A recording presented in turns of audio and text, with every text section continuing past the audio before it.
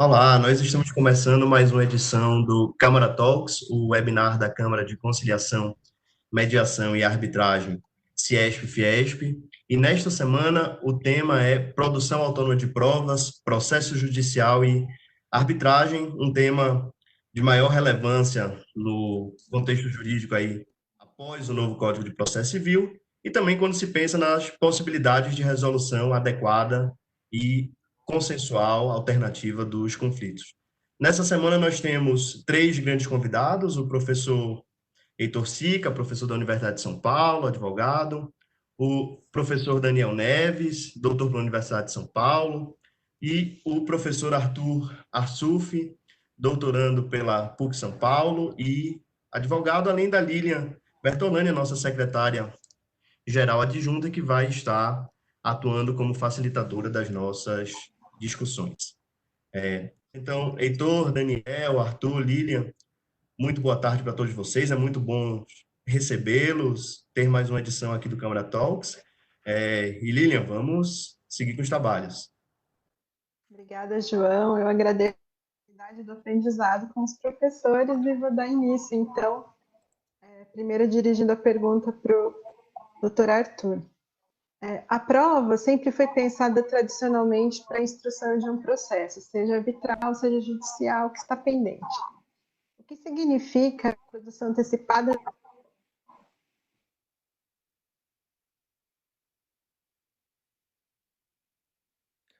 Lilian, muito obrigado pela tua pergunta. Antes de começar a resposta, eu queria agradecer ao João pelo convite. É uma honra aqui estar nessa mesa eletrônica com o professor Heitor Sica, com o professor Daniel. Uma tarefa difícil, até porque o professor Daniel e o professor João têm aí trabalhos sobre esse tema, né? O professor Daniel tem um livro de 2008, a gente está discutindo aqui antes de entrar a data, que é um livro paradigma, que eu citei bastante na minha dissertação de mestrado, foi quem abriu, talvez, o caminho aí para essa discussão aqui no Brasil, junto com o professor Iacho, o professor Christian Garcia Vieira. O professor João Lessa tem agora um trabalho que é a tese de doutorado dele, que será defendida agora, ao que tudo indica, no mês de julho. E o professor Heitor Sica, que é um dos maiores processualistas aqui dessa geração nova, que me embasei muito nos meus trabalhos, também nos meus estudos, então é uma grande honra estar aqui com vocês nessa mesa. Em relação a essa pergunta, Lilian e todos os demais, é realmente um ponto interessante, porque quando a gente pensa em prova, a gente pensa em prova para provar uma alegação de fato controvertida num processo judicial. Então, eu preciso, em tese ali, pelo menos tradicionalmente, ter uma relação entre aquilo que é o que eu quero provar, aquela alegação de fato, e efetivamente a prova, né? E até para analisar a pertinência daquela prova, a necessidade de produzir aquela prova no processo.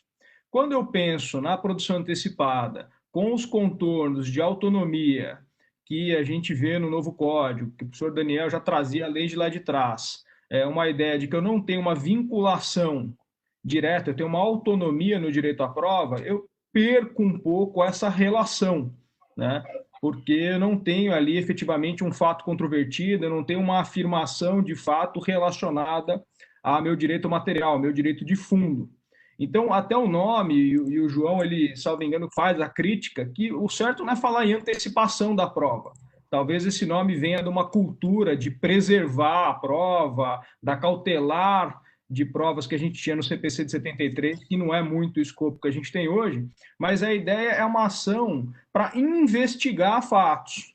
Então, eu ainda não tenho aquela certeza sobre como vai ser as minhas afirmações, eu não sei o que vai ser controvertido, e eu preciso ter uma investigação para poder efetivamente ali entender qual que é o contexto jurídico, o contexto fático que a minha pretensão está inserida.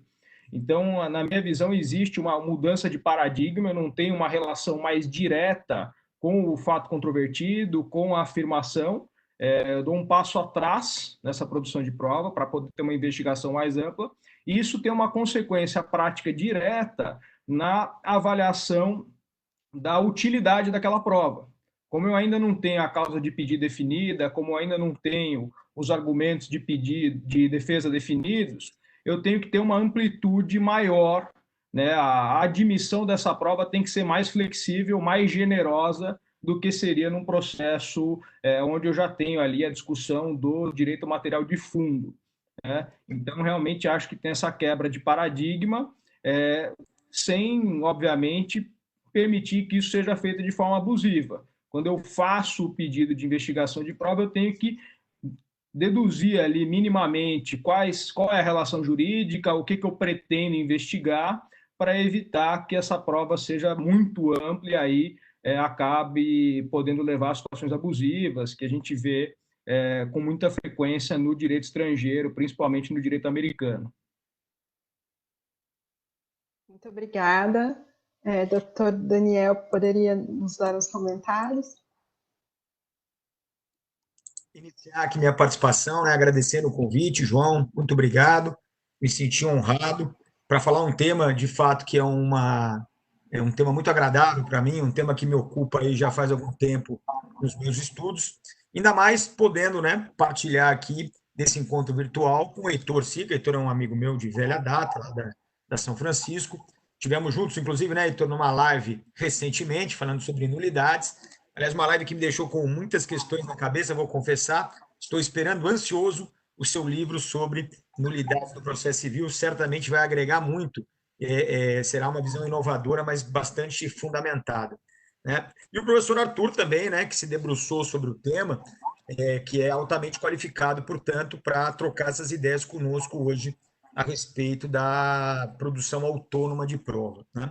Eu vejo essa ideia da produção autônoma da seguinte maneira: nós nos acostumamos, e isso na seara arbitral e na seara jurisdicional estatal, a trabalhar com a ideia de uma solução de conflitos postos, né? E quando eu imagino a ideia de uma solução de conflitos, eu imagino basicamente 3 atividades jurisdicionais, sejam elas privadas, sejam elas estatais. O conflito, invariavelmente, é muito raro que isso não aconteça, ele tem uma parte fática e uma parte jurídica, né? Tanto que a gente sempre, na petição inicial, na jurisdição estatal, fazemos dos fatos, 2 do direito, que é exatamente os elementos de uma causa de pedir, né? Fatos e fundamentos jurídicos, teoria da substanciação e tudo mais. Quando nós levamos esse conflito ao juízo, nós esperamos basicamente dele 3 tipos de atividade. A primeira atividade é a revelação da verdade.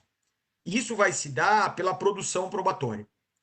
A partir do momento em que houve uma produção probatória, nós vamos esperar do juízo a valoração daquela prova, para que fique definida a base fática da solução do conflito. E após esse momento, aí seria o terceiro passo, nós vamos esperar a aplicação do direito ao caso concreto, tomando como base a situação fática já definida. Então, substancialmente, para resolver o conflito, nós passamos por 3 atividades essenciais do órgão julgador, seja ele arbitral, seja ele o juiz estatal. Numa produção de prova autônoma, nós ficamos na primeira etapa. Substancialmente, eu acho que o melhor jeito de descrever o que acontece para os nossos colegas é dizer que essa demanda, esse instituto da produção autônoma, ele vai justamente se limitar a cumprir a primeira etapa que a gente está acostumado a ver cumprida quando o conflito é resolvido pelo juízo. Então, a gente vai... Por isso que, para mim, o nome produção da prova, ele tem que estar aí, né? A gente pode falar produção autônoma da prova, produção da prova isolada, produção da prova simples, ou se você não quiser qualificar, chama só de produção da prova, né? De fato, aqui eu concordo com o Arthur, chamar hoje de produção antecipada de provas, como fazia o Código 73, parece não ter maior sentido, né? De fato, aqui a gente não está mais trabalhando necessariamente com uma antecipação da prova, até porque essa prova pode nos levar, inclusive, a nem ter uma ação judicial e nem se buscar uma solução de conflito por outra via. Então, de fato, o nome produção antecipada eu acho que ficou no passado, né? De qualquer maneira, produção de prova exatamente é o adequado para se pensar aqui. E nós temos a confirmação dessa minha opinião pelo artigo 382, parágrafo 2º do CPC, né? Que expressamente vai dizer, olha, nesse tipo de procedimento, o juiz não vai falar sobre a ocorrência ou não dos fatos, o que significa dizer, ele não vai valorar a prova e não vai aplicar o direito ao caso concreto. Ou seja, ele não vai fazer nenhum tipo de análise jurídica. Então, a partir dessa perspectiva, né, a gente vai eu até vou deixar uma provocação que a gente aqui no offline, né, nos bastidores, acabou levantando, né, que vai ser, acho que, objeto de consideração futura, da efetiva necessidade de que tudo isso aconteça perante um juiz, né? Porque, na verdade, produção da prova com o juiz como dedéu, o que basicamente vai acontecer nesse procedimento, não sei se é tão necessária assim a presença dele. De qualquer maneira, a ideia inicial é essa, né? A gente fica para fazer só a prova, não valora, não aplica o dinheiro, e é só isso que vai acontecer na produção autônoma. Perfeito, muito obrigada, professor. Agora eu passo a palavra, então, para o professor Heitor.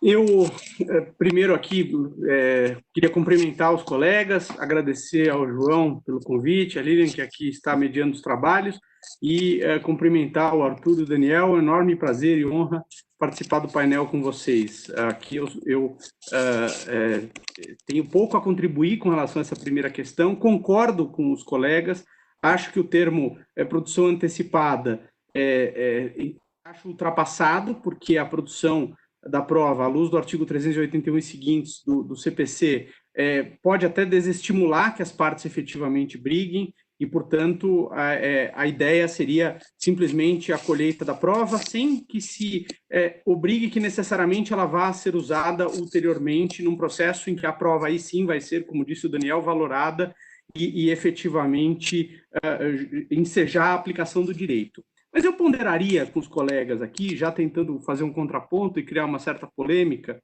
porque eu tenho para mim, até por conta da minha experiência profissional, a seguinte percepção, de que se a parte quer simplesmente investigar os fatos, então, por exemplo, ela se vê diante, né, vamos pensar na construção civil, ela se vê diante de problemas em uma obra, ela quer se inteirar o porquê que um prédio tem rachaduras, ela quer analisar as contas de uma empresa ou de uma execução de um contrato. Então, ela pode, em casos como esses, contratar um perito da sua confiança, ela pode buscar informações com as pessoas que presenciaram esses fatos em caráter puramente privado, puramente extrajudicial.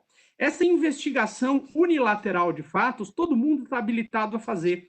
Não há qualquer tipo de obstáculo para isso. Obviamente, só haveria um obstáculo se houver a necessidade de alguma medida de força. Então, para acessar os documentos que uma parte tem e não quer entregar, para obrigar que alguém esclareça fatos, né, deponha como testemunha contra a sua vontade. Mas, do contrário, investigar fatos, é possível que os sujeitos de um potencial conflito o façam sozinhos, independentemente de participação de qualquer outro sujeito. Quando as partes decidem fazer uma produção autônoma da prova, na verdade, o que elas querem é constituir uma prova em contraditório, para que essa prova, lhes sendo favorável, eventualmente convença o seu adversário a uma autocomposição, ou lhe sendo desfavorável, que a parte desista de levar o litígio adiante.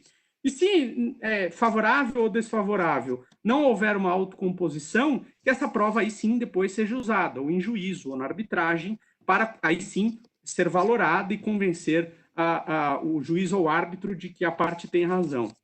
O que, portanto, me leva à consideração de que quando a parte busca a produção autônoma da prova, o litígio já se instaurou.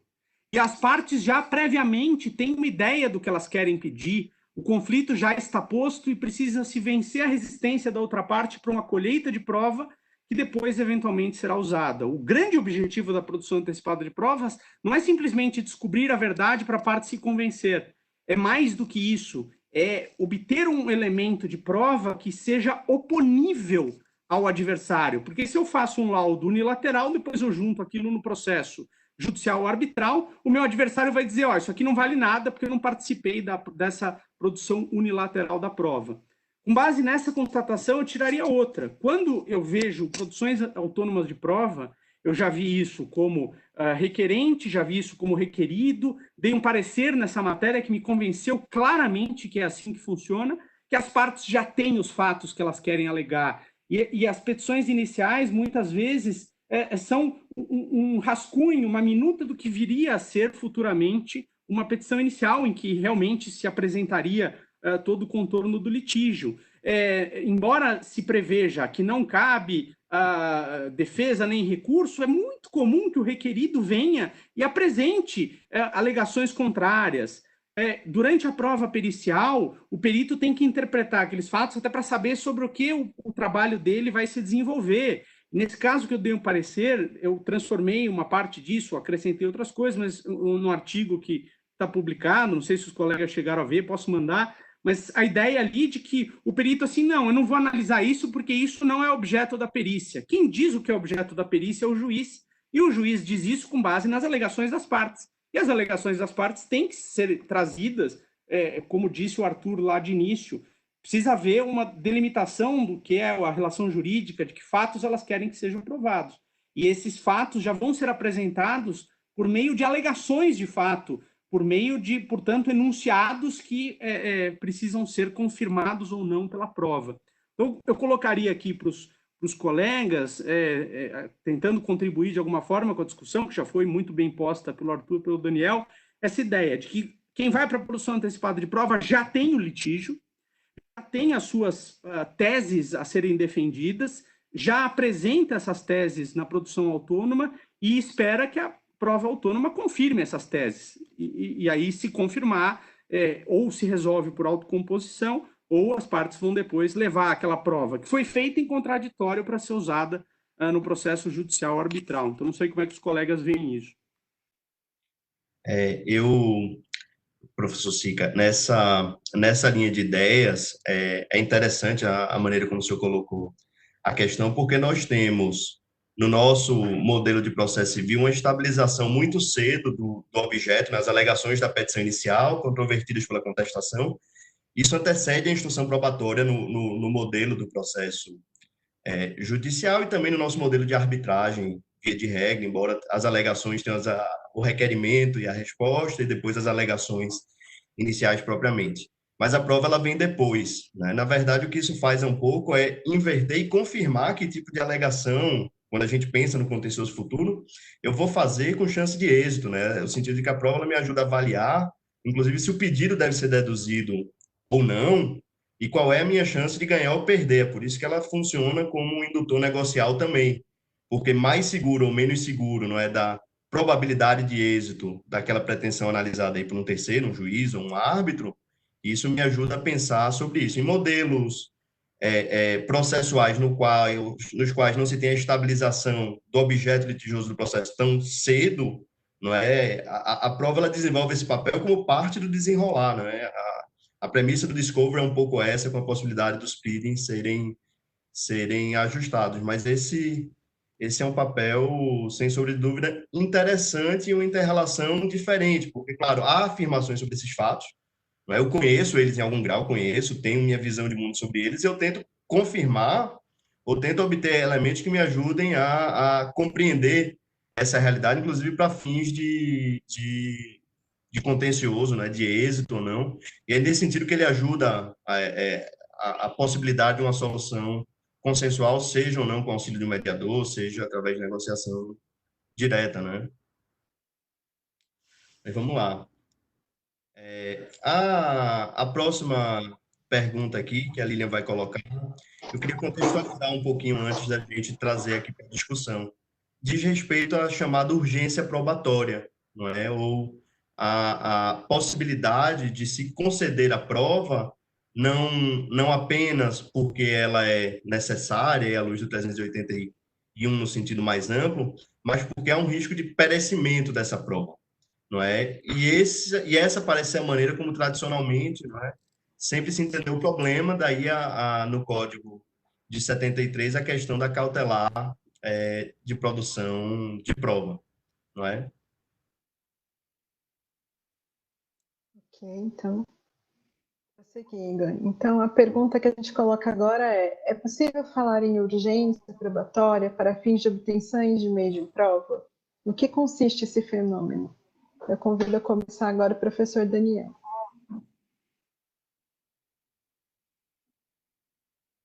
A resposta do Heitor, né, na colaboração do Heitor aqui anterior, muitas vezes também me parece que a produção autônoma de prova ela colabore com o princípio da economia processual.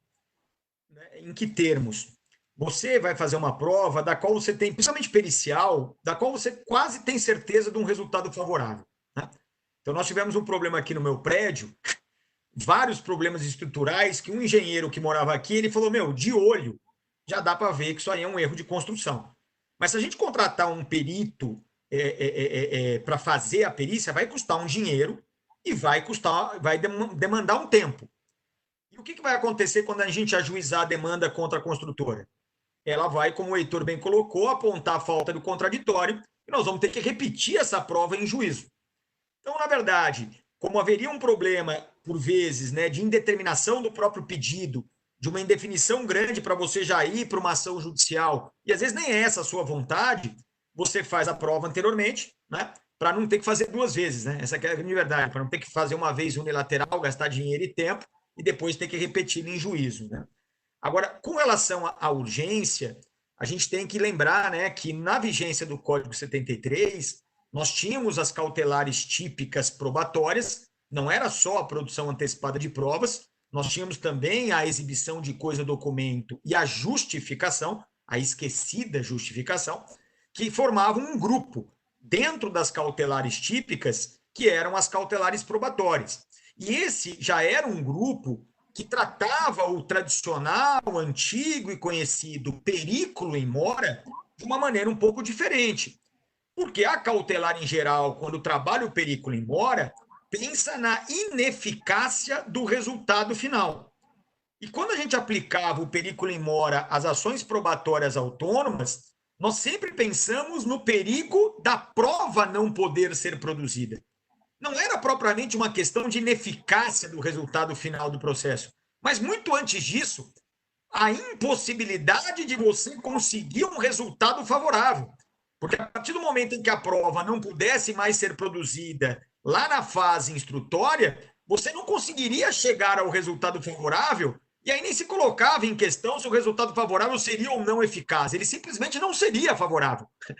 Então, a gente já tinha que divorciar um pouco a cautelar probatória daquelas cautelares em geral. Nunca foi o velho e bom perículo in mora. Sempre foi um perículo in mora diferenciado. Nesse sentido, né?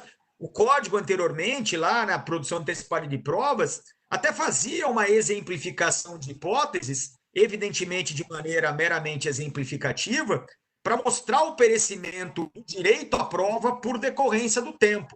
A testemunha de idade avançada, a testemunha com doença grave, a perícia de bem que pudesse mudar a sua substância, ou mesmo deixar de existir por decorrência do tempo. Basicamente trazer, né, o tempo como inimigo tradicional do Carnelucci, mas não o tempo como inimigo do resultado do processo, da eficácia do resultado, mas o tempo como inimigo da produção daquela prova. E nós, aqui no sistema atual, embora não estejamos mais presos à amarra da urgência, hoje a nossa ação probatória autônoma é muito mais plural por conta dos incisos 2 e 3 do artigo 381, manteve no seu inciso 1 a cautelaridade. Quer dizer, aquele inciso 1 do 381, do artigo 381, ele é a velha e boa produção antecipada de provas, na qual você vai justificar o seu interesse de agir justamente no perigo de que o tempo possa tornar a produção da sua prova excessivamente difícil ou até mesmo impossível. Então, na minha percepção, né, e a obra que eu fiz lá em 2008, que foi gentilmente aí comentada pelos colegas, era uma tese de doutorado, né? Então, aquela viagem só. Né? O que eu tentei fazer naquele momento era, diante do direito posto, tentar resolver, né, tentar justificar uma cautelar probatória sem o perículo in mora. Né? Então, era um caminho mais pedregoso, né? Porque, na verdade, tive que fazer várias conjecturas para chegar nessa conclusão. E hoje o caminho está pavimentado, né? Essa aqui é a verdade.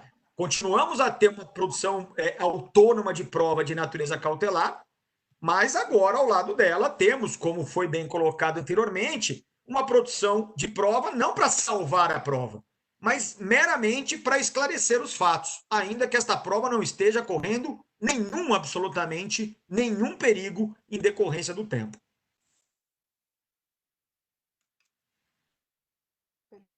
Exemplo, professor. Obrigada. Convido a professora Heitora, seus comentários. O Daniel bem lembrou aqui, né, dessa situação que se passava no CPC de 73, da cautelar de produção antecipada de provas, como era antes chamada, era um corpo meio estranho no livro 3 do CPC de 73, que tratava do processo cautelar. Porque algumas regras gerais relativas ao processo cautelar seriam estranhas à produção antecipada de prova. Então, por exemplo, a regra do artigo 806 do Código Velho, né, de que a ação principal tem que ser proposta no prazo de 30 dias. A jurisprudência, aliás, com muita razão, afastava esse dispositivo da aplicação na produção antecipada de provas, lá com urgência, no Código Velho. Havia discussões em torno da competência, porque eu tenho a competência para o processo principal definida com base em determinados critérios, mas para a produção antecipada de prova, né, à luz do Código Velho, você era obrigado a mover a produção antecipada de prova no mesmo juízo que seria competente para o processo principal. E, às vezes, a prova tinha que ser produzida num local diferente. Então, essa correlação entre a produção antecipada de provas fundada na urgência e o processo principal traziam amarras, a meu ver, que até conspiravam contra a efetividade desse instrumento.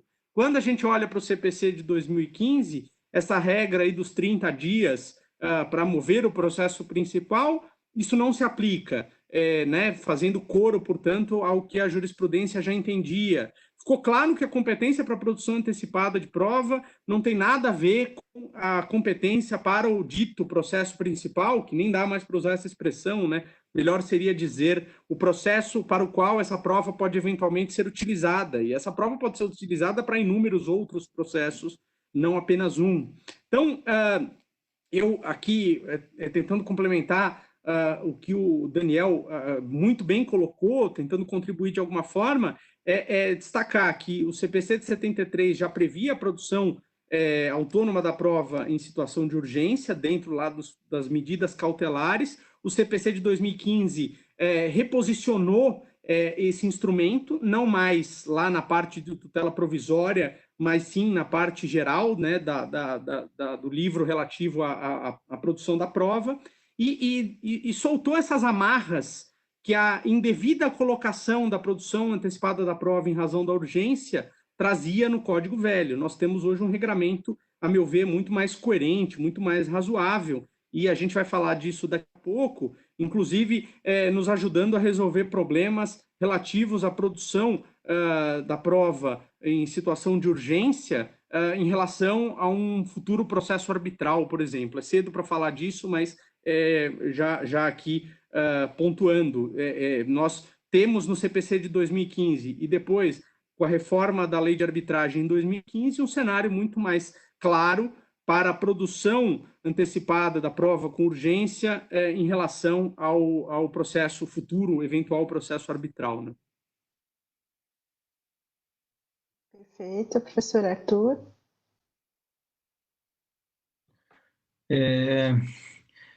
Não tenho muito a contribuir aqui, já depois das falas do Daniel e do Heitor, sobre a questão histórica, né? Realmente a gente tinha aí um panorama onde a ideia da produção da cautelar no CPC de 73 era preservar uma prova que poderia ser perecida. E aí tinha aqueles exemplos clássicos, né, que o professor Daniel citou, do prédio que corria o risco de desmoronar, a testemunha que tinha o risco de saúde, e sempre havia essa correlação, né, pelo menos pelo texto da lei. Agora, no CPC de 2015, eu tenho uma visão talvez um pouco diferente sobre essa urgência na produção da prova. Se a gente observar o artigo 381, ele traz lá, em tese, 3 possibilidades de produção da prova antes do processo que trata do acertamento do direito material, né? E uma dessas hipóteses é justamente a hipótese da urgência. Esse seria um requisito, um dos requisitos possíveis para eu produzir a prova antes, né? Aí talvez seja o único ponto onde a locução antecipada faça sentido no sistema atual. Mas, na minha visão, eu comecei a pensar, quando eu comecei a estudar esse tema, eu pensei, bom, existem então 2 tipos de produção antecipada da prova. Aquela que é sem urgência, incisos 1 e 2, e aquela com urgência, inciso 3, e com requisitos diversos. Mas, estudando um pouco mais, eu cheguei à conclusão que, na verdade, não são 2 tipos de produção antecipada da prova. Eu não tenho requisitos diversos. Pelo menos eu enxergo assim. O que eu tenho hoje, e o código reconheceu, é um direito autônomo à prova. Aí a gente vai poder discutir, talvez um pouco mais academicamente, se esse é um direito puramente material, se esse é um direito processual, se ele é um direito misto, né? Que talvez seja uma posição interessante. Mas a verdade é que a lei permite que eu tenha acesso à prova sem demonstrar qualquer tipo de urgência. Não preciso demonstrar qualquer tipo de urgência. Essa é uma realidade. No CPC de 73, eu fiz uma análise de diversos julgados. Um dos requisitos que impedia a permissão da produção da prova era justamente não haver urgência, né?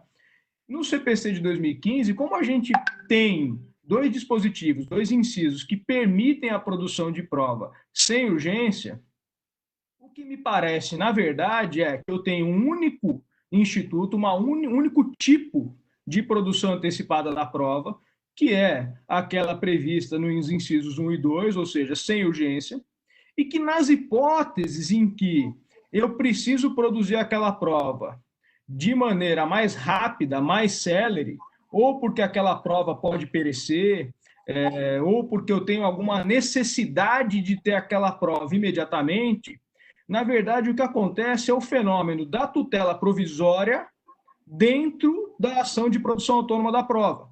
Ou seja, eu já tenho o direito de obter, por exemplo, o depoimento de uma determinada pessoa. Essa pessoa, então, se ela está doente, o que eu preciso é antecipar aquele provimento final da produção antecipada da prova. E aí eu tenho uma tutela provisória dentro da produção antecipada. Eu não teria aí 2 tipos, 2 ações diferentes com requisitos diferentes.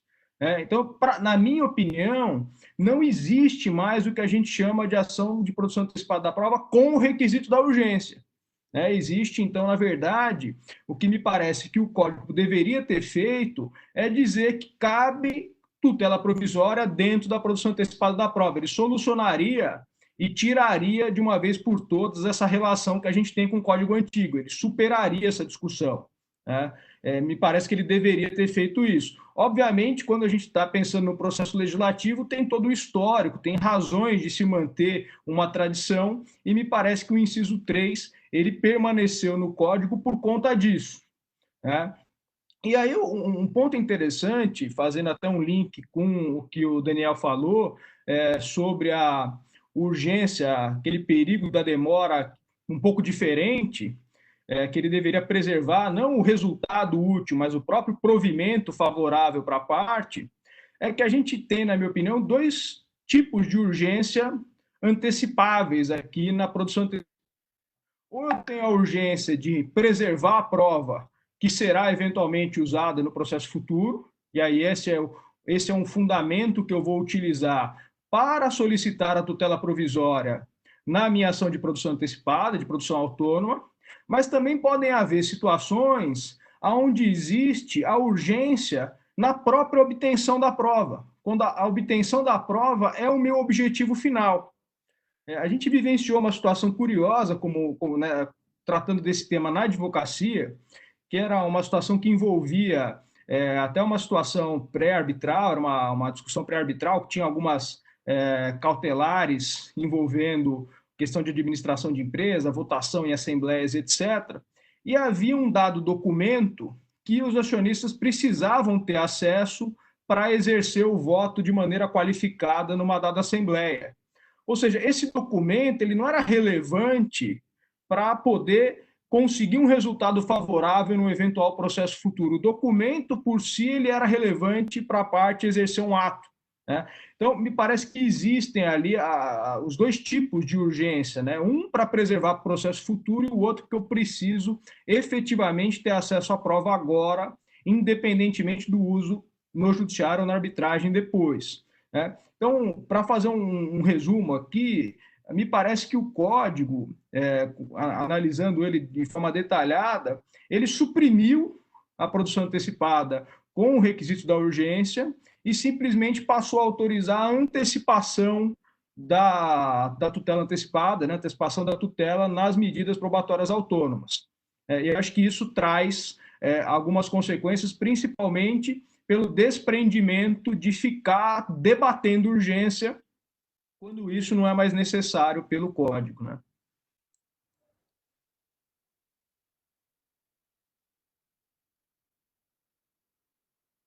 Perfeito. A questão da urgência, eu não tenho dúvidas aí, concorrendo em grande parte com o Arthur, que existem urgências puramente probatórias. Eu preciso daquele documento de imediato. E também não tenho dúvida de que isso representa uma antecipação do provimento probatório final. Eu tenho direito à informação, eu tenho direito a uma informação, portanto, acesso a um documento, a constituição de um meio de prova, só que eu preciso disso agora. Na verdade, você está antecipando esse provimento final. A situação aqui, problematizando um pouco em torno do tema, é que há situações em que a urgência, ela é probatória também, mas ela tem um caráter aí de referibilidade, não é? Voltando a lidar com uma das características clássicas das cautelares, que é o impacto na instrução de um processo futuro, né? A de perpetuum rei memoriam. Se não fizer isso, um outro contencioso será impactado. Então, é porque há situações em que a prova ela realmente satisfaz, o que eu quero é ter acesso à informação, é esta tutela pura e simples, aspas, é isso, tive acesso à informação, tive acesso ao documento, e há situações em que, além disto, além de ter acesso a essa informação, isso tem um desdobramento num contencioso futuro que tem o risco de poder ser impactado se não for preservada essa prova, que é o único sentido que se reconhecia tradicionalmente, né? E que o novo código manteve, Arthur, não conseguiu superar esse apego ao problema das cautelares, né?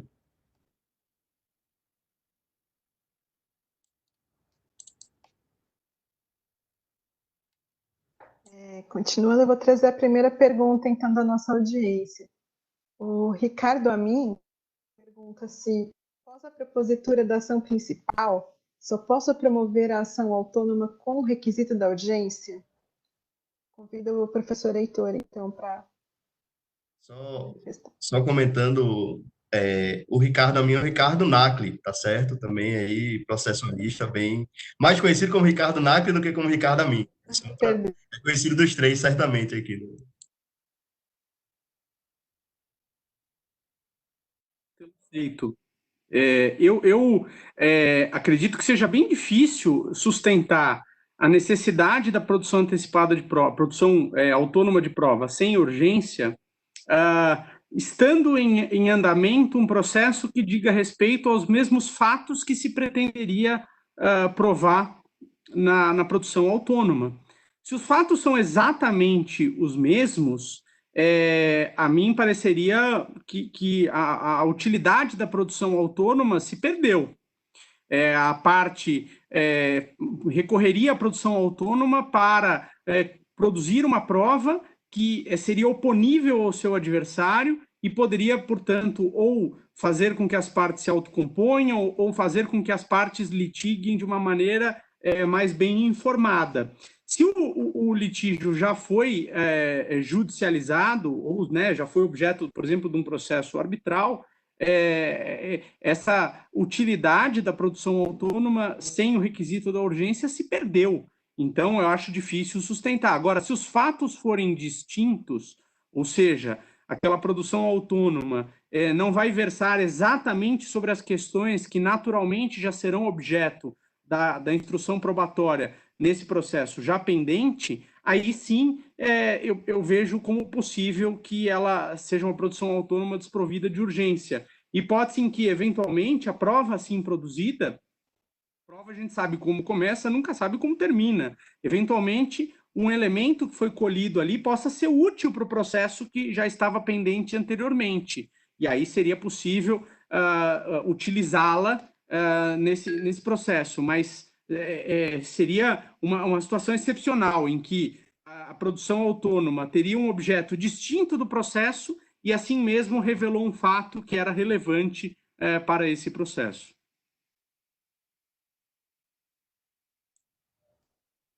Perfeito. Professor Arthur, quer comentar?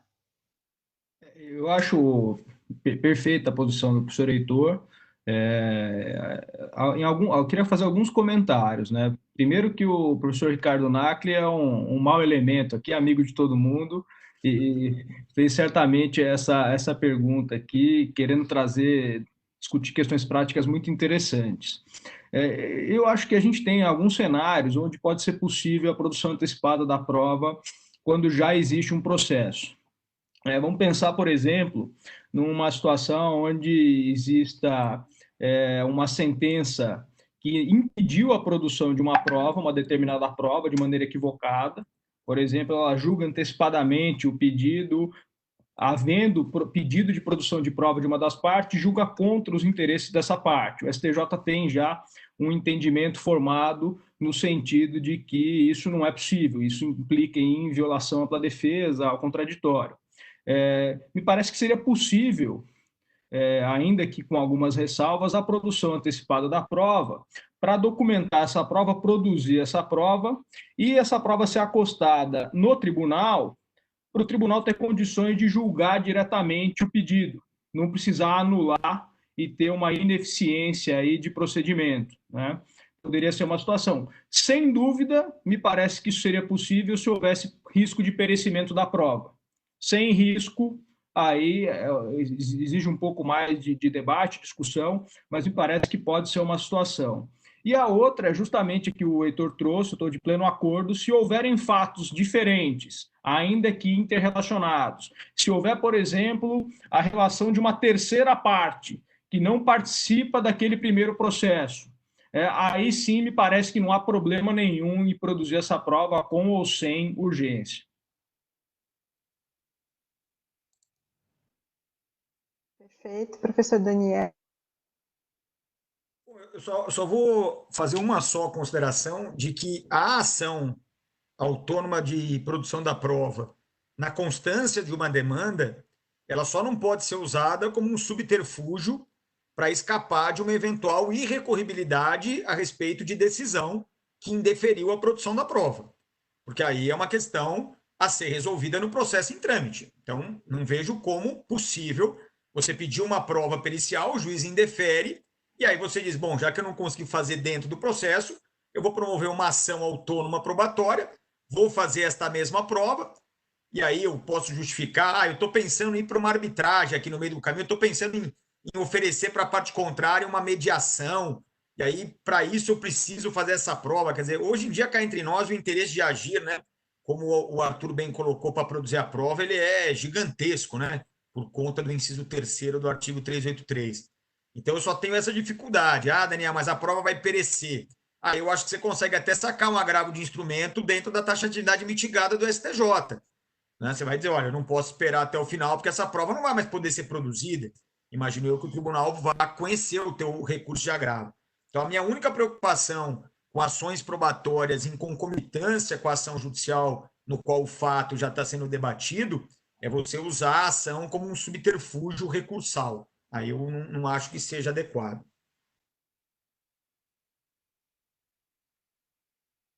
Perfeito, professor. Eu vou agora fazer uma pergunta, então, com relação à arbitragem. É possível a produção antecipada de uma prova para fins de instrução de um futuro processo arbitral? Essa produção antecipada de provas deve ser feita perante o judiciário?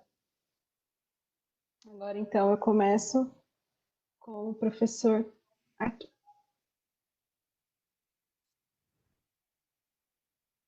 Essa questão é realmente muito interessante. Eu passei, acho que alguns meses discutindo esse tema com o João, quando eu estava escrevendo minha dissertação de mestrado, e acabei discordando dele, né? Acabei ousando em discordar dele e talvez da maior parte das pessoas, porque me parece que existe sim essa possibilidade de produzir essa prova antecipadamente e que essa prova tem que ser produzida, ainda que sem urgência, né, no Poder Judiciário. Quer dizer, ela pode ser produzida no Poder Judiciário. Né? Quando estou falando de urgência, me parece que não existem maiores problemas, porque a própria lei de arbitragem, no 22 e no 23, permite que questões urgentes sejam levadas ao Poder Judiciário, obviamente naquelas situações onde não tem árbitro de emergência, onde a Câmara não prevê uma situação para regular essas situações. Mas ainda que tenha, me parece que a lei permite que eu busque o Judiciário quando eu tenho urgência. Acho que esse não é o nosso problema. A grande questão é, quando eu não tenho urgência, eu posso buscar esse direito no Poder Judiciário, e se eu não puder, o que eu faço em relação à arbitragem? A minha posição, e aí que reconheço que é uma posição minoritária, é que eu posso buscar essa produção no Poder Judiciário. E aqui algumas razões para isso. A primeira é a extensão da cláusula arbitral.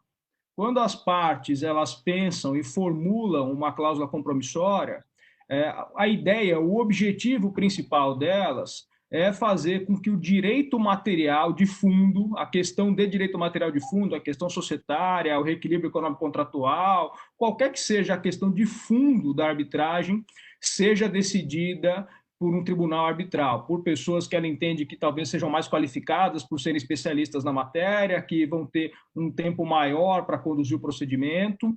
Então, o objetivo ao escrever a cláusula compromissória é trazer a jurisdição dessa questão para um tribunal privado, né? Então, na minha opinião, o que acontece é o seguinte: como a jurisdição ela é plena, a jurisdição estatal ela é plena, e eu excepciono a jurisdição estatal a partir de uma cláusula compromissória, quando eu não prevejo especificamente que a produção da prova deve ser produzida antecipadamente na arbitragem, me parece que, como produzir ou não a prova de forma antecipada ou investigativa, como a gente falou aqui, não compõe, em regra, o objetivo das partes ao fazer a cláusula compromissória, que ela poderia ser feita no Poder Judiciário, né? Então, a minha visão é essa, e reforçando que é uma visão minoritária. Parece que a questão da produção antecipada da prova estaria fora da cláusula compromissória. Mas, ainda que a gente não imagine que seja assim, eu tive um debate interessante com alguns juízes do Fórum Central, das varas especializadas em arbitragem, de como que eles conduzem isso, né? E tanto o juiz da primeira vara quanto o juiz da segunda, eles têm uma posição muito firmada, no sentido de que a produção sem urgência tem que ser feita na arbitragem. Eles não admitem essa produção no Poder Judiciário. Agora, o que me parece curioso, e aí essa ressalva é importante, ainda que você entenda que a produção tem que ser feita na arbitragem, se a parte vai ao judiciário e requer a produção dessa prova, a extinção dessa ação probatória autônoma só pode ocorrer após a parte contrária, o requerido, alegar a exceção de arbitragem. Porque é isso justamente que acontece no processo de conhecimento, né? No processo de conhecimento, o CPC tem uma previsão que diz que, havendo cláusula compromissória, se a parte procura o judiciário e o réu, em contestação, não alega exceção de arbitragem, e aí um termo atécnico da lei, haveria a prorrogação de competência do judiciário. Obviamente, todo mundo que está aqui sabe que não é uma hipótese de prorrogação de competência, é um problema de jurisdição, mas, no fundo, o que o CPC estipulou é que, não havendo alegação do réu, o judiciário será o competente para apreciar aquela questão. Então, me parece que, ainda que se entenda que a questão tem que ir à arbitragem, que essa situação depende de uma impugnação do réu. Se o réu não impugnar, o Poder Judiciário tem sim que processar a produção autônoma no Poder Judiciário de forma ampla. Passando para a segunda parte da questão, de que se isso poderia ser objeto de uma arbitragem autônoma, ou como isso funcionaria, eu tive uma experiência recente, salvo engano, final de 2018 ou começo de 2019, numa situação em que a gente foi demandado numa arbitragem, nosso cliente foi demandado numa arbitragem, e alguns aspectos determinantes da nossa defesa, para formar, inclusive, a tese da defesa, dependia da produção prévia de algumas provas, né? Que isso poderia modificar os nossos argumentos de defesa, né? E lá no contexto da arbitragem, a gente criou um procedimento de uma fase de produção antecipada da prova antes das alegações iniciais, seja da requerente da arbitragem, seja nossa enquanto reconvenção, né? E isso foi muito produtivo, porque a gente pôde trazer essas provas específicas antes para a gente poder construir melhor os argumentos da fase postulatória, né? Então, isso me parece que é possível, sem dúvida. Agora, entender se poderia haver um tribunal arbitral para produzir exclusivamente provas, sem discutir, ainda que no momento posterior, o direito material, acho uma questão um pouco complicada até do ponto de vista pragmático, né? Qual é o custo de constituição de um tribunal arbitral para decidir uma questão sobre se eu posso ou não produzir aquela prova, se essa prova vai ser produzida em contraditório ou não, para depois eu ter que iniciar uma segunda arbitragem, eventualmente, é óbvio, né? Mas se não havendo consenso, iniciar uma segunda arbitragem para então discutir o meu direito de fundo. Então, me parece que é um problema pragmático. Agora, tecnicamente, se isso estiver constando na cláusula compromissória, se as partes assim concordarem, eu concordo aqui com o professor Heitor Sica, que trouxe a discussão antes da parte online aqui do painel, de que seria, sim, possível constituir um tribunal arbitral para conduzir esse procedimento de produção autônoma da prova. Polemizando um pouco aqui, né? Imagina, obrigada, professora. Eu aproveito até para colocar aqui, tem uma questão nesse sentido do Luiz Fernando Alves da Silva, que está acompanhando a gente. Ele fala se a produção das provas antecipadas, se prevista na cláusula de arbitragem, deve vincular as partes impedindo a produção no juiz estatal. Passo a palavra, então, para o professor Daniel.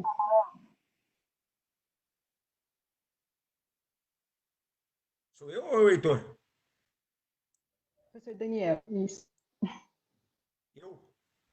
Bom, então, vamos lá, né? Eu acho que eu vou adotar aqui a doutrina majoritária, viu, Arthur? Na minha seguinte percepção, né? Se a gente considerar que a cláusula arbitral ela envolve apenas e ela se justifica apenas pelo conhecimento jurídico daquele que vai julgar a demanda, a gente pode criar uma premissa perigosa de habilitar o árbitro escolhido pelas partes a se negar a produzir a prova.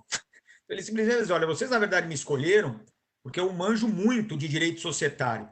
Agora, produzir a prova é um negócio cansativo, produzir a prova é algo que qualquer Zé Mané pode fazer, então faz o seguinte, vão lá no judiciário, produz essa prova, traz ela para mim e aí eu vou magnanimamente aplicar o meu conhecimento jurídico sobre essa prova e vocês vão sair daqui super satisfeitos, porque foi isso que vocês vieram atrás, né? Do meu conhecimento sobre a matéria jurídica. Então, eu não sei, eu acho que pode até criar uma premissa meio esquisita, né? Porque, na minha percepção, apesar da premissa ser correta, eu vou lá para a minha primeira participação. Quando você tem um conflito e você quer que ele seja resolvido, você já antevê 3 fases cognitivas. Produção da prova, valoração, aplicação do direito. É evidente que a questão da especialidade do árbitro, ela vai aparecer efetivamente naquele final que é a aplicação do direito. Mas é possível, e a experiência acaba mostrando isso, que as partes, inclusive, prefiram o árbitro instrutor do que o juiz instrutor. Seja pelo ambiente mais amigável da arbitragem, seja porque quando você entende a matéria de direito, você consegue conduzir uma instrução probatória de maneira mais adequada, porque você já sabe o que está por vir. Então, você, até por um viés cognitivo já formado, você acaba direcionando a prova para aquilo que você vai efetivamente precisar para fazer um julgamento, o que, eventualmente, um juiz estatal, que já sabe de antemão, inclusive, que não vai ser ele que vai julgar o conflito, teria um desinteresse quase que absoluto em proceder dessa maneira. Então, eu acho um pouco complicado nesse sentido. O segundo ponto que eu achei interessante, né, que você colocou, que eu concordo plenamente com você, mas aí eu vou problematizar e não é o nosso problema. O problema nosso aqui é o CPC. Né? Porque você colocou bem. Daniel, você é daqueles, então, que acha que não pode, sem urgência, fazer em juízo, né? Eu sou. Bom, e se uma das partes roer a corda e entrar com ação probatória em juízo? Aí eu concordo plenamente com você que caberá à parte contrária dizer que não aceita, porque se uma vez a parte contrária não reagir, como é num processo de conhecimento, nós teremos, você falou que é uma expressão inadequada, perpetuação da competência jurisdicional estatal, mas é o que é, né? O processo vai continuar lá na justiça estatal. Problema aqui para nós, o 382, parágrafo 4º, né? Que é, quem sabe, o mais desgraçado de todos os dispositivos do CPC 2015. Porque ele simplesmente proíbe o réu de se defender. Então, tecnicamente, se você escolher o meio jurisdicional e eu não aceitar, eu não posso falar que eu não aceito. Porque a lei me proíbe de fazer qualquer tipo de defesa. Ah, Daniel, mas esse dispositivo ele é inconstitucional. Ele é inconstitucional ao quadrado. Mas perceba que diante da literalidade da norma, a gente vai ter um problema. E não vai dar para tentar escapar pelo enunciado 32 do Conselho da Justiça Federal. Porque esse enunciado ele diz, olha, essa vedação de resposta, ela não impede a alegação de uma matéria conhecível de ofício. Porque se o juiz pode conhecer de ofício, naturalmente você pode alegar. E aí a gente vai lembrar lá do artigo 337, que quando vai falar das defesas preliminares, tira a incompetência relativa e a arguição de arbitragem do âmbito das matérias conhecíveis de ofício. Então, ou seja, é a desgraça pronta, né? Porque eu aqui teria que, se eu fosse um legalista, que eu acho que o juiz ele deve declarar incidentalmente inconstitucional esse artigo e admitir a defesa do réu. Mas se eu fosse um legalista puro, eu diria o seguinte, olha, não pode fazer judiciário, mas se alguém escolher fazer, o outro vai ter que fazer, porque eu não tenho como alegar em defesa que não pode fazer, e o juiz não pode conhecer de ofício. Ou seja, a desgraça total e absoluta, né? E a questão da produção antecipada na arbitragem, eu queria sugerir mais do que isso. Eu ia falar em mão dupla, eu acho que a gente tem que sugerir uma mão tripla. Eu nem sei como é que funcionaria isso, né? Porque a mão dupla vai e volta, né? A mão tripla, eu não sei como é que vai ser. Mas o que eu quero, na verdade, dizer? Vamos pegar o inciso 2 do 381, que eu acho bem adequado. Você vai fazer a prova para definir a porta a buscar no sistema multiportas. Nós estamos muito acostumados a pensar, nós vamos fazer a prova judicialmente, para daí escolher a forma consensual, a forma arbitral ou a forma jurisdição estatal. Ora, se a gente trabalhar uma ideia, né, de mão tripla, você poderia fazer a prova em qualquer um desses três ambientes. A prova ela pode ser produzida no ambiente jurisdicional estatal, na arbitragem ou na mediação. E a partir desta produção de prova nesse ambiente, nós resolveríamos se seguiríamos no mesmo ambiente onde a prova foi produzida ou se sairíamos daquele ambiente para outro. É óbvio que tudo de maneira acordada, né? Então, isso que eu falo é mão tripla. Quer dizer, eu tenho três formas, substancialmente, de resolver o conflito. Elas três podem trabalhar a produção autônoma da prova e elas três podem também trabalhar a solução do conflito. Então, fazer uma mistureba aí generalizada para todo mundo poder, em tese, atuar em todas as atividades. É mais ou menos isso. Professor.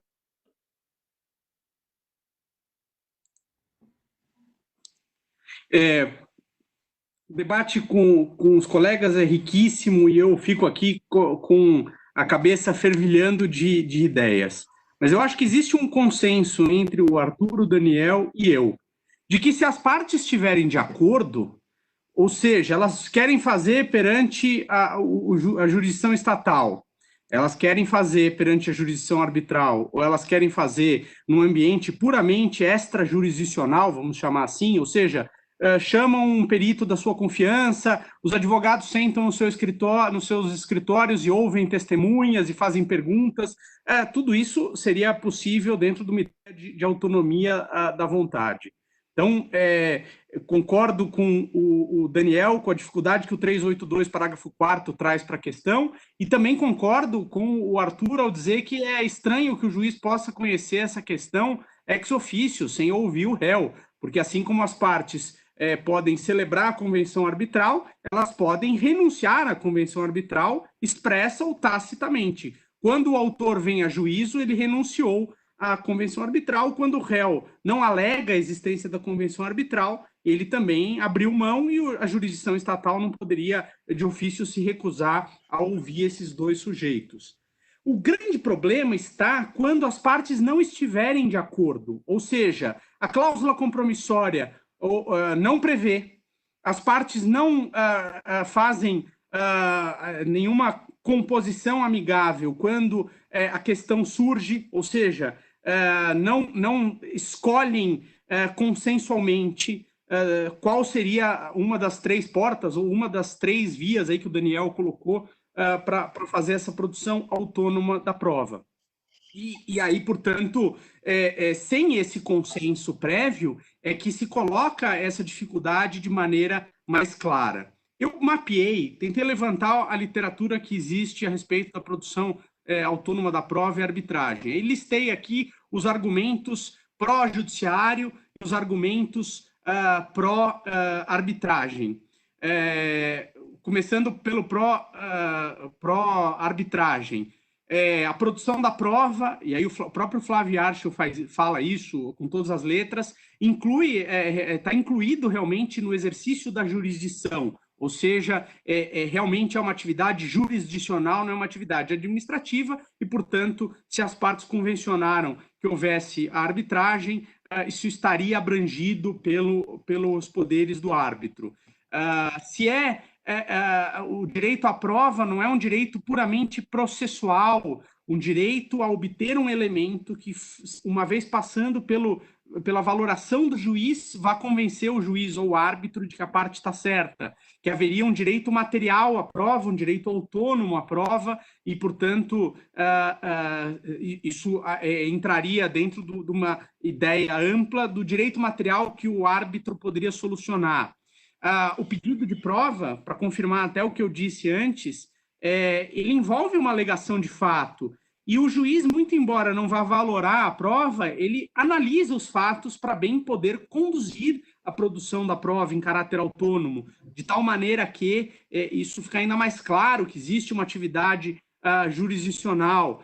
Aqui tem a questão do sigilo, tem um outro argumento que eu vi aí, já não me lembro mais em qual artigo que eu li, que não haveria como fazer uma sentença, né, uma atuação estatal que seria preparatória para um futuro processo arbitral, mas sem data para terminar, porque, diferentemente das situações de urgência, né, o juiz atuaria sem aquela condição resolutiva futura da arbitragem começar. Então, essas seriam as opções, as razões pelas quais a produção autônoma da prova necessariamente deveria ser feita perante o tribunal arbitral, perante o processo arbitral. E aí os argumentos contrários de que o judiciário deveria aceitar. Então, o Talamini escreveu sobre isso, um texto já de algum tempo, que ele fala sobre produção autônoma da prova e lá no meio fala da arbitragem. Então, ele usa alguns argumentos ali bastante interessantes. Quando já se sabe de antemão que uma parte vai se recusar à produção da prova e que a medida de coerção sabidamente vai ser necessária. Então, nesse caso, como o árbitro não teria como atuar coercitivamente, já se pede diretamente ao juízo estatal. A parte pode mostrar que ela precisa da prova para saber se o seu litígio é arbitrável, para saber se realmente ela tem, do ponto de vista objetivo ou subjetivo, como levar o conflito para a arbitragem. Quem é favorável à produção da prova em caráter autônomo perante o judiciário insiste muito para a ideia de que não há a solução do litígio, não cabe defesa, não cabe recurso, o juiz estatal, portanto, não invade os poderes do árbitro, que tem uma questão de custo, tem uma questão de economia processual, de favorecimento à conciliação. Mas eu vou dar um último argumento, esse eu não vi identificado em nenhum lugar. Se nós entendermos que existe um direito autônomo à prova, como Flávio Archel sustenta até ele pôs isso no título da tese dele, o direito autônomo à prova, mesmo que exista uma cláusula compromissória, um compromisso arbitral, esse direito autônomo à prova ainda existe. O grande problema do respeito ao direito autônomo à prova é que a parte, ao buscar a tutela desse direito autônomo à prova, se ela leva isso ao Poder Judiciário, o Poder Judiciário não aceita, diz que é arbitragem. Aí ela leva a questão para ser solucionada em sede arbitral. E em sede arbitral, os regulamentos não estão preparados para uma arbitragem apenas probatória. Aí a outra parte seria chamada para esse requerimento de instauração de arbitragem puramente probatória e não haveria amarra alguma para que essa parte requerida pedisse o que ela quisesse, formulasse, né, pedidos outros muito além da simples produção autônoma da prova. Se os regulamentos não estão preparados, se as partes não entrarem em consenso, se o judiciário se recusar a fazer a produção autônoma da prova, quando eu levar isso para arbitragem, eu fatalmente vou matar o direito autônomo à prova. Só sobraria a possibilidade, como disse o Arthur, das partes já envolvidas no processo arbitral entrarem num consenso, mas, de novo, voltamos ao mesmo problema. Como é que eu, que quero só o meu direito autônomo à prova, posso obrigar o meu adversário a participar dessa produção da prova, para que essa prova seja oponível a ele, e não discutir mais nada? Então, me parece que o judiciário fechar a porta, eu acho que até há razões para isso. O grande problema é que nós não temos alternativa. E se os regulamentos não estiverem preparados para isso e não houver consenso das partes, o direito autônomo à prova em juízo morreu, na jurisdição arbitral ele morreu. Então, o meu ponto aqui fundamental não vou entrar tanto na discussão se a produção autônoma da prova seria do judiciário ou seria arbitral. Acho que depende do consenso das partes. Se não houver consenso das partes, se o Poder Judiciário fechar as portas, a arbitragem não poderia fechar, porque isso representaria matar o direito autônomo à prova. Se ele existe, se ele também é merecedor de tutela, e se, como o próprio nome diz, ele é um direito autônomo, se eu peço perante a arbitragem apenas a tutela desse direito autônomo à prova, o meu adversário não poderia trazer os seus outros pedidos que não estivessem gravitando em torno de direito autônomo à prova. Então, isso pode trazer para o requerente, o interessado numa produção autônoma da prova, uma sinuca de bico, porque ele vai para o judiciário não deixa ele fazer porque diz que é na arbitragem, ele vai para a arbitragem sem o consenso do requerido, não deixa que ele tutele o seu direito autônomo à prova. Essa é a razão pela qual eu entendo que os regulamentos deveriam ser adaptados para criar essa possibilidade. Já se criou o árbitro de emergência, por que não o árbitro probatório? Isso representaria economia para as partes. Talvez árbitros achem, como o Daniel falou, essa atividade menos nobre. Quando eu falei isso há uns 2 anos, eu acho, 3, o João estava tentando lembrar antes que a gente tivesse começado aqui a transmissão, eu participei de um outro painel, coincidentemente aqui na Câmara também, e coincidentemente falando sobre esse mesmo tema, propus isso. O doutor Zé Emílio Nunes, na primeira fila, pediu a palavra e disse que era um absurdo, que árbitro não se presta só a colher prova, árbitro se presta a solucionar conflitos. Então, eu acho que dentro de uma perspectiva de autonomia da vontade das partes, se elas selecionarem um regulamento de uma Câmara para ser aplicada ao seu processo arbitral, e o regulamento previr um árbitro meramente probatório, e uma parte requerer essa arbitragem puramente probatória, respeitou-se a autonomia da vontade, e se um determinado árbitro não quiser esse encargo, outro eventualmente vai querer. Essa é a minha ponderação. Acho que ninguém melhor para comentar agora do que o João Lessa, por favor. Eu ouvi aqui todos vocês, o tema ele é importante por muitas repercussões que tem, tá? em relação à questão da produção autônoma de provas e arbitragem, eu acho que ele é, aliás, como qualquer problema atinente à jurisdição arbitral, ele é um problema de análise da abrangência da própria convenção, quer dizer, saber se o árbitro tem ou não jurisdição para analisar aquele pedido, não é? À luz da causa de pedido deduzida, a partir de um arranjo contratual. Assim que se analisa a abrangência sempre. E vou dar um exemplo aqui para ajudar a pensar na linha de por que é preciso olhar a convenção. Uma das hipóteses de produção simples ou autônoma de prova é quando eu tenho uma pretensão atinente à informação e fiscalização. Vou pensar no exemplo, de repente, de um sócio não administrador, minoritário, que quer saber informações ali daquele arranjo societário, da condução. E há aí, nos instrumentos sociais, parasociais, etc., etc., a convenção de arbitragem, não é? Por uma política de governança, enfim, as partes convencionaram isso, não é? Então, há uma clara opção de utilização de arbitragem ali no contexto. Eu quero, neste contexto, desta relação societária, ser informado, não é? Ter acesso a informações, documentos, etc., etc., relativos à gestão social. Não é? Me parece que é um caso que estaria, sim, no âmbito de abrangência de uma convenção de arbitragem ampla que diga que as relações societárias são regidas. Por exemplo, eu acho que é uma questão de abrangência. Como qualquer problema jurisdicional na arbitragem, não é? Isso vai ter que ser analisado, e aí o Daniel e o Arthur colocaram, à luz do problema da competência para o árbitro e da exceção de arbitragem no judiciário, se a coisa estiver em alegada violação. E aí o problema lá do parágrafo 4º do 382 é um problema de inconstitucionalidade, não é? Ele simplesmente é inconstitucional do jeito que está escrito, porque processo que não cabe defesa nem recurso não é processo legítimo. Então, a interpretação que a gente tem que fazer disso tem que ser uma interpretação que tem que salvar ele de uma inconstitucionalidade, não é?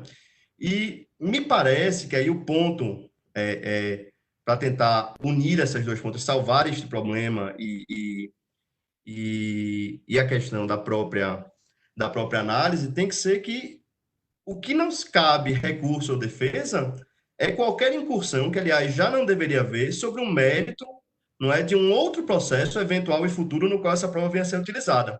Mas aquilo que disser respeito aos próprios problemas probatórios, naturalmente cabe participação, cabe defesa e, eventualmente, inclusive, recurso conforme o caso.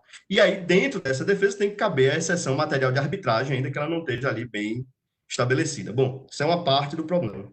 A outra parte, em relação ao argumento de conveniência, de custo, de se ter uma arbitragem probatória, realmente, esse é um problema existente, mas ele me parece, meta-jurídico. O sistema arbitral, ele, com o que tem de bom e com o que tem de ruim, na hora em que as partes aderem, não é, optam por arbitragem, elas estão expostas a esse tipo de vicissitude. Então, o argumento econômico não me parece que ajuda a resolver aquilo. É algo para a gente criticar, mas não sei se nos dá propriamente a resposta para essa questão.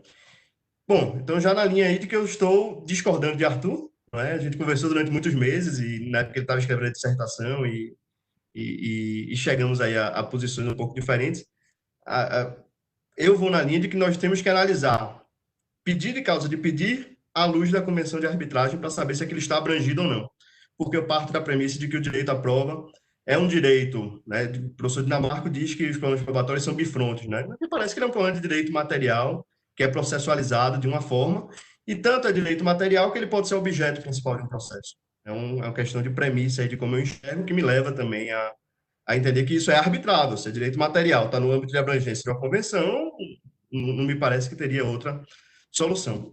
E aí, professor Sica, é interessante a ideia de um procedimento, não é, de um árbitro probatório, mas, de novo, isso está no elemento de custo, não é? Como o problema da arbitragem expedita, né? Tem uma arbitragem mais barata, um procedimento mais direcionados apenas para produzir a prova. Mas as regras normais de arbitragem dos regulamentos, ou, quiçá, mesmo a arbitragem ad hoc, permite, sim, a tutela desse direito à prova. Não é? O árbitro vai ter que adaptar um pouco o procedimento, mas o procedimento arbitral ele é já naturalmente, independente do contexto, flexível. Então, isso poderia ser feito. Né? Então, a ideia eu acho que seja impeditivo. Explicar, João, o que eu quis dizer. eu abri o microfone aqui, estou te interrompendo, pedindo desculpa, mas só para me explicar. Eu quero direito autônomo à prova, eu quero só a produção da prova, como requerente.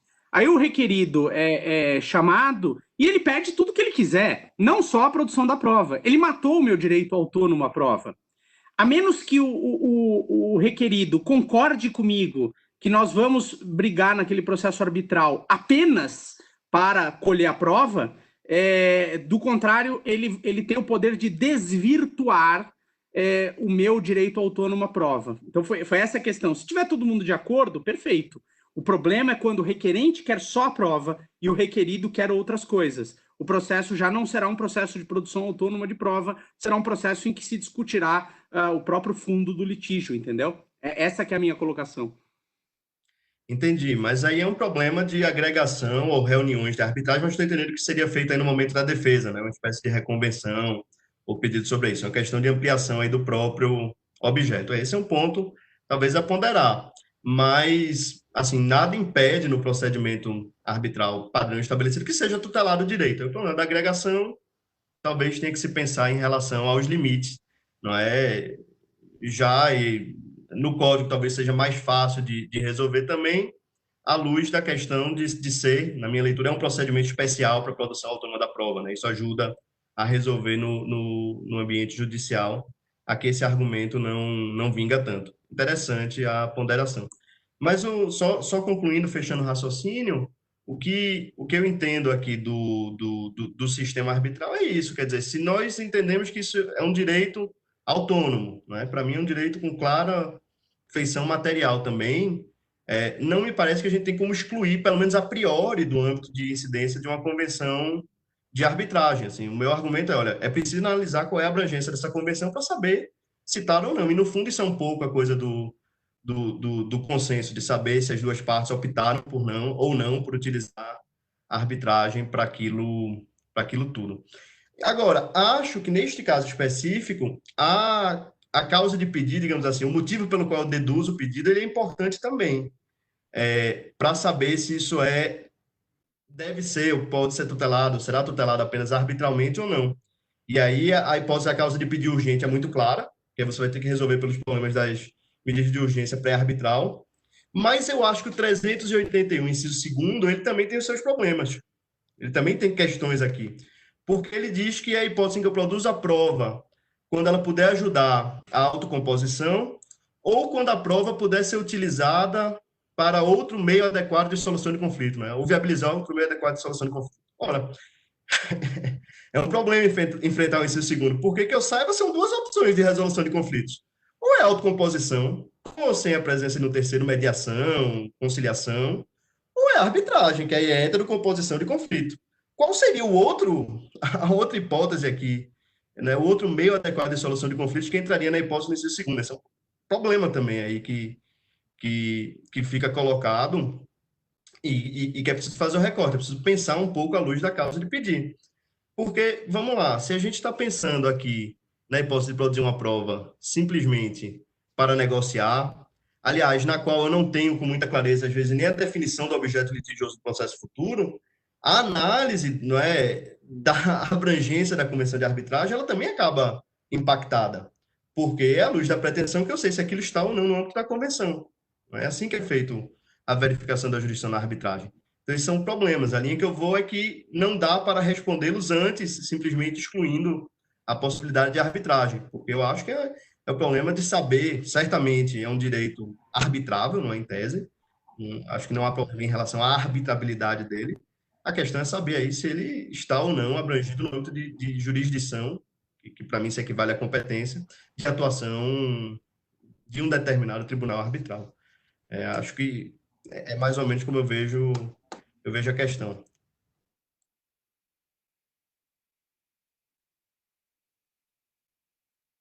Alguém quer fazer algum comentário? Tema bem acalorado. Arthur, se você quiser responder, já que você ficou aqui isolado por mim, pelo Daniel Eu realmente, desde o começo, eu deixei claro que a minha posição era minoritária, mas eu acho que, inclusive, esse é um argumento que eu tenho pensado nele, mas eu não quis trazer porque eu estou refletindo ainda. Mas como a discussão ficou interessante, o inciso 2, 381, ele indica que a produção pode ser feita no judiciário, né? Porque se eu posso produzir a prova para verificar se eu vou entrar com a ação, se outro meio de resolução de conflitos é adequado, ele indica, então, que eu poderia produzir a prova no judiciário para identificar se a arbitragem realmente vale a pena, é adequada ou não para mim. Eu não sei a extensão desse dispositivo ainda, se realmente dá para afirmar que ele contribui com essa tese, mas à primeira vista ele contribui. E eu concordo com você, João, sobre a possibilidade desse tema ser arbitrável. Não vejo problema de arbitrabilidade objetiva nenhum.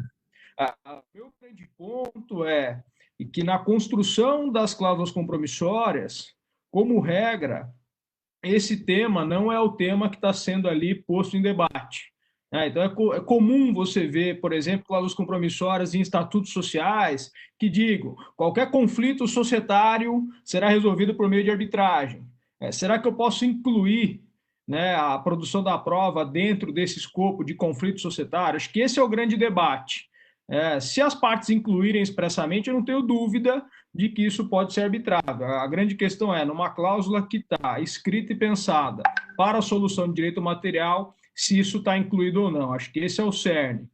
E até para fazer um contraponto também, acho que um esclarecimento que talvez eu não tenha me feito claro, em relação ao professor Daniel, eu jamais disse, ou pelo menos quis dizer, que a escolha das partes pela arbitragem era para ter simplesmente um árbitro com conhecimento da matéria. Existem diversas outras vantagens. Agora, o grande ponto para mim é que quando as partes escolhem a arbitragem, elas estão pensando num procedimento e nisso incluindo um decisor com talvez maior qualificação técnica para decidir o direito material delas. Não que isso seja a única escolha, que eles estão escolhendo um julgador com conhecimento. Existem diversos outros fatores. Agora, o meu ponto é que todos esses fatores em conjunto são pensados para a solução do direito material, pelo menos como regra. E que isso talvez possa contribuir na interpretação da cláusula compromissória para a gente entender se a produção autônoma está ali inserida ou não. Essa é a minha visão. Agora, que realmente esse é um problema prático, e que, como o professor Heitor disse, se a gente não encontrar uma solução, esse direito pode acabar sendo não tutelado, sendo deixado de lado. Isso para mim é claro. Professor Heitor, no sentido de que uma eventual reconvenção numa arbitragem probatória poderia desvirtuar o instituto, é muito interessante. Porque ainda que eu tenha uma produção antecipada no Poder Judiciário, obviamente a parte requerida vai poder dar início ao procedimento arbitral para discutir o direito material de fundo, não há problema nenhum, não haveria uma incompatibilidade, uma prejudicialidade na convivência desses dois procedimentos. Mas mesmo assim, o procedimento estatal ele seguiria exclusivamente para produzir a prova. Então, até provocando aqui o secretário-geral e a Lilian também na Câmara, eu acho interessante ter, sim, um procedimento específico no regulamento, que talvez não tenha aí o caráter, não seja necessário do ponto de vista técnico, mas possam incentivar as partes a pensar no problema e solucioná-lo de forma expressa ao escrever as cláusulas promissórias. Muito obrigada. Professor Daniel, algum comentário? Só para concluir, vai ser um pouco desanimador o que eu vou dizer agora, mas tudo que a gente está discutindo aqui parte de uma confecção de uma convenção de arbitragem meia boca, né? Vamos ser sinceros. Porque se a gente já está antevendo tantos problemas assim, é o caso, evidentemente, de no momento de fazer a convenção de arbitragem já pré-definir exatamente como o direito autônomo à produção da prova vai ser realizado entre as partes, né? Mata o mal aliás, como vários problemas, né, da jurisdição para dentro da arbitragem morrem pela convenção, né? Então, nessa perspectiva, eu acho que é válido o nosso debate aqui, justamente para incentivar, né, os advogados, naquele momento lá atrás, a evitar terem que voltar a assistir essa nossa live no futuro, né? Se agora, não, tem uma live lá que os caras debateram, tal, não tem problema. Tá escrito aqui, ó, a prova vai ser produzida sempre na arbitragem. Ou a gente vai fazer assim, a nossa arbitragem, num primeiro momento, é só para produzir a prova. Após a sua produção na arbitragem, nós vamos decidir a forma de solução do conflito. Não havendo decisão consensual, resta sempre o judiciário. Ou então nós vamos matar o direito autônomo à prova. Sabe como é que a gente mata? Dizendo o seguinte, a prova, ela salva a urgência, vai ser sempre produzida em arbitragem. Mas como a gente quer tanto a prova como a solução do conflito em arbitragem, nós vamos simplesmente criar um procedimento que começa pela produção da prova. Pronto. O direito autônomo da prova morreu, mas morreu de morte morrida pelas duas partes que seriam os seus titulares. Então é uma morte agradável, é uma morte sem reclamação, sem viúva para chorar em cima do caixão, né? Então, fundamentalmente, eu acho que essa é a minha percepção, né? Porque olha o pano para a manga que deu, olha o que a gente discutiu sem chegar a conclusões, essa que é a grande verdade, porque a cada ponto que um coloca, o outro já vem com 2, e aqui, ó, o caderninho comendo solto de anotação, e tudo poderia ser evitado, né? Então, acho que a maior lição que a gente pode deixar do nosso encontro é não precisem assistir de novo isso, né? Resolvam antes do problema nascer. Muito obrigada, professor Daniel, excelente. Lilian, desculpa, só estou fechando. Na verdade, a minha posição talvez seja mais próxima da do Arthur até do que o que eu pensei, porque no final das contas a coisa cai na interpretação da convenção de arbitragem. O Arthur tende, em princípio, em tese, a fazer uma interpretação mais restritiva do que a minha, que tendo aí, pelo que eu entendi, quando se fala, porque as cláusulas compromissórias, elas são e precisam ser um pouquinho genéricas mesmo. Então, qualquer conflito oriundo desta relação contratual, desta relação societária, desta obra, enfim, tem que ser um pouquinho assim, porque os problemas de jurisdição na arbitragem existem, não é? E a primeira alegação de alguém que é demandado é recalcitrante, não é? Que não quer participar de uma arbitragem. Então, o primeiro argumento é dizer que não deveria ser arbitragem. Né? Então, a coisa, na verdade, cai na interpretação do que está contido ou não na convenção. Por isso que a solução do Arthur aí, só tentando fechar um pouco a ideia, seria a previsão expressa, não é? Para fins disso. Eu acho que soluciona. Agora, eu acho que isso não é um requisito para dizer, olha, se não estiver expressamente previsto, não será na arbitragem. Eu acho que a análise é um pouco mais complexa à luz do pedido, da causa de pedido da própria convenção. Assim, só tentando organizar minha ideia com a do Arthur aqui, né? A partir do que o Daniel falou.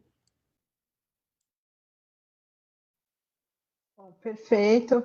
Pelo adiantado da hora, agora a gente vai já precisar encerrar. Infelizmente, a gente não conseguiu responder todas as dúvidas da audiência, mas isso já gera um próximo encontro, quem sabe, né, João? Né, para a gente discutir ainda mais sobre produção autônoma de prova. Essa participação do Daniel, professor Arthur, professor Heitor. Obrigada pela participação de vocês. É isso aí, muito obrigado, Lilian, muito obrigado, Heitor, Daniel, Arthur. É uma satisfação recebê-los aqui na Câmara CIESP-FIESP, discutir o tema com vocês, que são vozes tão autorizadas, não é? Queria fazer um convite a você que nos assiste. O Câmara Talks é um programa semanal, às quintas-feiras, 14h. Semana que vem, o tema é um tema super atual e que foi, aliás, mencionado aqui, acho que na fala do professor Heitor Sic, que diz respeito a dispute boards, não é? Nos contratos de infraestrutura. Então, fica o convite para que você participe, nos assista na próxima semana, em que vamos trazer mais um aspecto, né? O dispute board do âmbito dos serviços, dos temas tratados pela Câmara CIESP-FIESP ainda não tinha sido tratado. Nós tivemos alguns Câmaras Talks sobre arbitragem, inclusive este aqui, embora esse também fale com os meios consensuais, mediação, conciliação, a produção de provas tem todo este sentido, mas e já tínhamos tido também um sobre mediação, e agora nós vamos ter um especificamente para tratar de dispute board, que é um arranjo novo, é uma novidade no mercado brasileiro de resolução de disputas, que está vinculado, guarda relação com a melhor gestão, não é, dos conflitos que surgem na condução de uma obra, normalmente grandes obras de infraestrutura. Então, muito obrigado pela sua audiência. Muito obrigado pela participação, os vários comentários. E Daniel, Heitor e Arthur, meu muito obrigado a vocês, meus caros. Obrigado, João. De novo, obrigado pelo convite. Um abraço aí ao Daniel, Arthur, Lilian. Foi um prazer.